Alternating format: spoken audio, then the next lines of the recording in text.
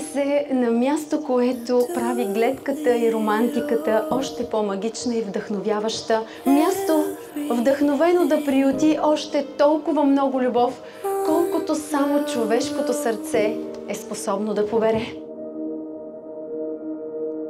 Трудно е да повярваш, че водата и небето могат да се преливат едно в друго по този удивителен начин. Тук казват, че Лимонта е малко градче, макар че това е въпрос само на мащаби.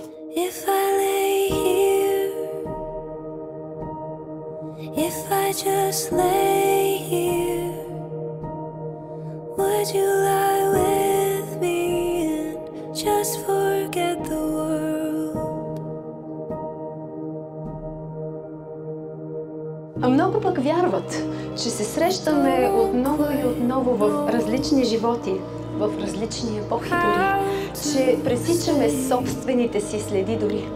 И всеки път, когато погледът ти спре върху някого, обречен на теб свише, времето сякаш спира.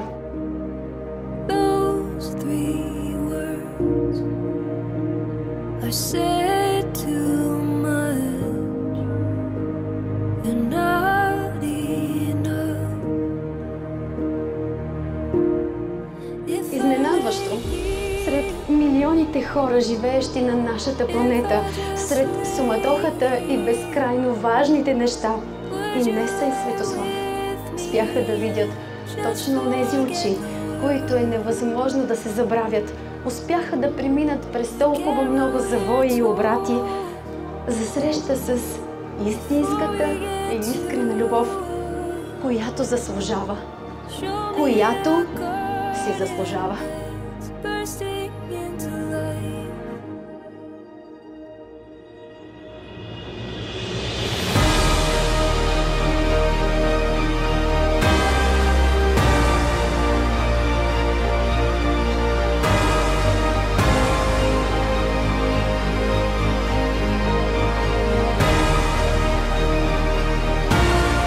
Животът ни се състои от събития, но и от детайли. Има такива събития, такива детайли, които помним. И ги помним всъщност повече с цвят и с мирис. С особен привкус, който ги поставя от сладката, понякога и от солената страна на живота. Ще мине време и подробностите и спомените от този прекрасен ден ще започнат да избледняват от паметта ви. Но ако си спомните всичко, което се случи днес, атмосферата, мирисът на планината и езерото, парфюмите на вашите гости дори, значи тук се е случило нещо много значимо. Значи сте създали собствен свят. Значи сте обичани.